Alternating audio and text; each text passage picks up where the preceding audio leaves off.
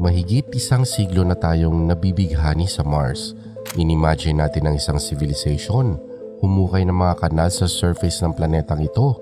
Nakakita tayo ng mukha sa Sidonia region. Pinangarap natin ng mga green Martians, bumubuo ng mga syudad sa ilalim ng mapulang kalangitan nito. Karamihan sa mga iyan na pag-alamang ilusyon lamang, ngunit ngayon sa wakas, ang ilusyon maaaring mauwi sa katotohanan. Dahil kamakailan lamang, ang Perseverance rover ng NASA nag-drill sa isang ancient Martian rock at ang natuklasan nito ikinagulat ng mga scientist. Hindi pangkaraniwang mga minerals, mga organic molecules at mga kakaibang structures na maaari mga fingerprint ng ancient life na sa ngayon ay ang pinakamatibay na ebidensya na dating may nabubuhay sa Mars. At kung totoo ang mga pinakabagong findings na ito, magkakaroon ng isang malaking katanungan. Ano nangyari sa Mars? Dahil kung dati ay may nabubuhay doon, siguradong may pumatay dito. Para masagot yan, kailangan natin bumalik sa isang panahon kung saan ang Mars ay hindi isang mundo ng disyerto, kundi isang mundo ng tubig.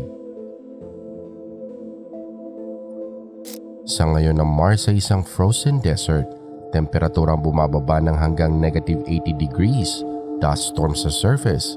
Ang air mas mababa ng 1% ang density kumpara sa atmosphere ng Earth. Pero billions of years ago, ibang mundo ang Mars. Ang ating mga orbiters, nakapagmapa ng malalawak na network ng mga natuyong river valleys. Ang mga delta formations sinasabi sa atin na dati ay may tubig na umaagos dito sa loob ng ilang libong taon. Ang mga minerals gaya ng clays at sulfates resulta ng long exposure sa tubig. Ilang scientists ang naniniwalang isang buong karagatan ang bumabalo sa northern hemisphere ng Mars. Iniisip naman ng iba na napuno ng malalalim na lawa ang malalaking basins at kung marami ang tubig, maaaring naging habitable ang Mars dati. Sa Earth kung saan may tubig, may buhay. Mula sa mga kumukulong hydrothermal vents sa ilalim ng karagatan hanggang sa mga frozen lakes sa ilalim ng Antarctica, nakakahanap ng paraan para mabuhay ang mga microbes. Kaya ang tanong ay kung dati ang Mars ay may mga ilog, lawa, kahit pa karagatan, bakit hindi ito magkakaroon ng buhay? At kung meron nga, tiyak na may nangyari, isang bagay na catastrophic. Sa isang punto na wala ang tubig, lumipis ang atmosphere, ang dating asul na Mars, naging pulang disyerto na nakikita natin ngayon. Bakit kaya? Ang nangungunang teorya ay na wala ang magnetic field ng Mars. Kung wala ang pananggana yan, sisirain ang atmosphere ng solar winds at dahil sa walang air pressure ang tubig, mag-evaporate sa space. Ngunit may ibang naniniwala na mas masahol pa ang nangyari. Isang malaking impact o isang napakalaking volcanic cataclysm ang bumago sa Mars. Ano man ang dahilan kung nagkaroon ng buhay sa Mars, maaaring namatay ito kasama ng mga karagatan o pumunta mga ito underground at dyan naghahanap ang ating mga rovers. Noong 2021 na ilapag ng NASA ang pinaka-advanced na rover nito sa Mars, ang Perseverance. Ang destinasyon nito, G0 Crater, isang basin na 3.5 billion years ago, ay napuno ng tubig. Ang river delta ng crater may kita pa rin sa ngayon. Naniniwala mga scientists na dati ay maunlad ang mga mikrobyo sa kapaligiran nito. Kamakailan ang Perseverance nagdiri sa isang mudstone rock na kung tawagin ay Bright Angel at ang natuklasan nito, ikinagulat ng mga researchers. Sa loob may hindi pangkaraniwang minerals, vivianite at greigite. Sa Earth kasi ang mga ito ay madalas na nauugnay sa microbial activity. Nakakita rin ito ng mga organic carbon compounds, hindi patunay ng buhay, ngunit mga pangunahing building blocks. At ang pinaka nakakaintriga, ang bato ay naglalaman ng kakaiba na ring-shaped dark features. Sa ilalim ng mga instrumento ng rover, ang mga ito ay mukhang mga posibleng labi ng mga microbial colonies. At ang mga ito, ayon sa mga scientists ng NASA, ang pinakamalakas na ebidensya sa ngayon ng ancient life sa Mars. Ang minerals na ito maaari ding mabuo ng walang biology. Ang mga organic molecules maaari ding mabuo sa pamamagitan lamang ng chemistry. Kahit na ang mga ring-shaped structures maaaring resulta ng mga natural process. Halimbawa ay sa mga environment na mataas ang temperatura, acidic conditions at pag-bind sa mga organic compounds. Gayunpaman ang mga bato sa Bright Angel ay hindi nagpapakita na naka-experience ito ng high temperatures o acidic conditions at hindi alam kung ang mga organic compounds na naroon ay may kakayahang mag-catalyze ng reaksyon sa mababang temperatura. Dadaan ang discovery na ito sa isang peer-review publication, isang importanteng scientific process kung saan susubukang himayin ng buong scientific community ang validity ng report. Kaya sa mga susunod na buwan malalaman natin kung ebidensya ba ito ng ancient life sa Mars o baka naman iiwan tayo nito muli sa isang nakaka-frustrate na katanungan. Biology ba ito o geology na nagpapanggap na biology? At hindi ito ang unang pagkakataon na tinanong natin yan dahil ang Mars ay may mahabang history ng mga discoveries na mukhang tungkol sa buhay hanggang sa malaman nating hindi pala. Balikan natin, 1976 Viking 1 at Viking 2, dalawang spacecraft lumapag sa surface ng Mars. Parehas may daladalang experiments dinisign para makadetect ng life. Ang isang test nag-positive. Nang magdagdag ang mga scientists ng nutrients sa Martian soil ay nag-release ito ng gas na tila may mga microbes na kumakain ito. Pero ang iba pang test, walang organic molecules. Eventually karamihan ay nag-conclude na hindi ito signs of life, kakaibang Martian chemistry lamang. 1996, isang Martian meteorite ang nakita sa Antarctica. Inihayag ng mga scientists na ang batong ALH 84001 ay naglalaman ng maliliit na fossil ng bakterya. Ang discovery naging headline sa buong mundo, maging ang Pangulo ng US nagsabing maaaring patunay ito na hindi tayo nag-iisa. Ngunit di kalaunan nagsimula mga pagdududa. Fossils ba ang mga ito o mga minerals lamang? Sa ngayon karamihan sa mga scientists, pabor ng minerals lamang ito. Noong 2018, ang Curiosity rover nakadiskubre ng mga organic molecules na nakalock sa isang 3 billion year old na bato. Nakakita rin ito ng seasonal methane sa atmosphere. Dito sa Earth, ang methane kadalasan nanggagaling sa microbes, ngunit sa muli, pwedeng nanggagaling din ito sa mga bato. Sa bawat oras, ang pattern umuulit, hindi ka panipaniwalang mga discoveries na susundan ng nakakadurog na pagdududa. Ngunit habang ang science nananatiling maingat, ang misteryo ng Mars kadalasan nagre-resulta sa mga kakaibang imahinasyon na hindi kayang patunayan sa laboratorio. At ang ilan sa mga misteryong iyon, sa sobrang kakaiba, ay tila mahirap paniwalaan. Ang Mars laging nakakabighani sa atin. At kung minsan ang pagkahumaling nagiging obsession, noong late 1800s, naniniwala ang astronomer na si Percival Lowell na nakakita siya ng mga kanal sa surface ng planeta.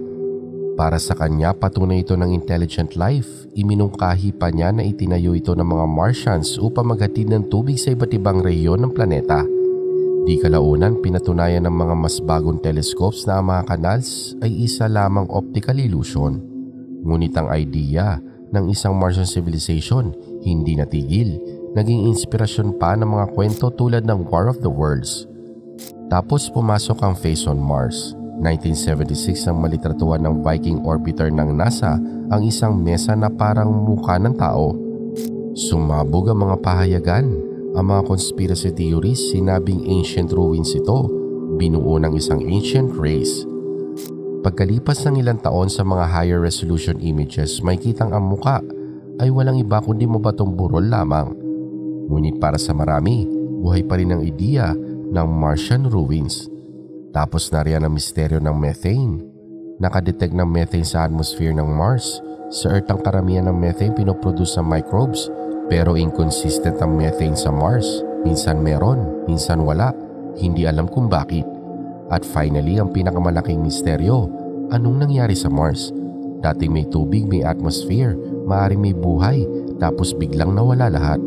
Natural evolution ba ito? Isang cosmic catastrophe? O iba pa? Ang ilang mga fringe theories ay nagmumungkahi na dati nagkaroon ng sibilisasyon sa Mars at nawasak ito ng isang nuclear war. Isang ideyang hindi tinanggap ng mainstream science, ngunit nagpapatuloy na kumakalat sa mga UFO at conspiracy circles. Gayunpaman sa likod ng mga haka-haka ay ang mga seryosong teorya tungkol sa buhay sa Mars at ang ilan sa mga ito ay maaaring totoo. Ang mga scientists at theories naghain ng ilang posibilidad. Unang theory, ancient microbial life. Ang pinaka-accepted na scenario, billions of years ago, mga simpleng microbes na bubuhay sa mga Martian lakes at rivers bago pa man matuyo ang mga ito. Pangalawang theory, life underground. Kahit sa ngayon maaaring hindi pa ganap na patay ang Mars. Sa ilalim ng surface kung saan maaaring may liquid water, maaaring mabuhay pa rin ang mga microbes. Pangatlong theory ay ang panspermia. Ang ilang mga scientists nagmumungkahi na ang buhay sa Earth ay maaaring nagmula sa Mars. Nang tumama ang mga asteroid sa Mars, nagpasabog ito ng mga bato sa kalawakan. Ang ilan ay nakarating sa Earth. Kung ang mga batong iyon ay may daladalang mga mikrobyo, maaaring silang naging binhi ng ating planeta. At ang huling theory, no life at all. Maaaring mukhang habitable ang Mars ngunit hindi talaga nagkaroon ng buhay. Isang maling pangako, isang mundo na gustong gayahin ng Earth ngunit hindi kailanman tumawid sa linya ng biology. Higit pa sa mga ito, mayroon pa mga higit pang speculative na idea na may sibilisasyon sa Mars na alam ito ng mga gobyerno na ang mga ruins ng isang civilization itinatago. Karamihan sa mga scientists hindi tanggap ang mga claims na ito at dito makikita kung gaano kalalim ang misteryo ng Mars. At bahagi ng misteryo ay kung bakit napakahirap patunayan ang anumang bagay tungkol sa Mars. Mahirap hanapin ang buhay at ang patunayan nito mas mahirap. Ang bawat potensyal na biosignature ay may kakambal na geological explanation. Ang organic carbon maaaring mabuo ng walang buhay.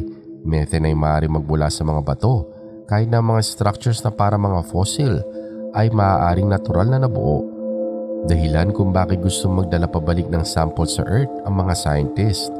Gamit ang pinaka-advanced sa mga lab, maaari nating pag-aralan ng detalyado ang mga bato galing sa Mars. Kaso may problema. Ang Mars Sample Return Mission ay komplikado, magastos at taon nang behind schedule. Sa ilang estimates, sinasabing hindi tayo makakita ng Martian sample sa Earth not until 2040s. Bago dumating yan, ang meron lamang tayo ay mga hints at bulong-bulungan na sapat na para akitin tayo. Pero hindi sapat para sa mga kumpirmasyon. Gayunpaman ang bulong-bulungan ng buhay sa Mars, maaaring magkaroon ng consequences na higit pa sa science. So anong susunod? Ipagpapatuloy ng NASA ang kanilang mga missions. Ang Europe nagpaplano ng sarili nitong Mars exploration. Ang China nagbabalak kumuha ng samples. Mga private companies nangangarap i-colonize ang Red Planet.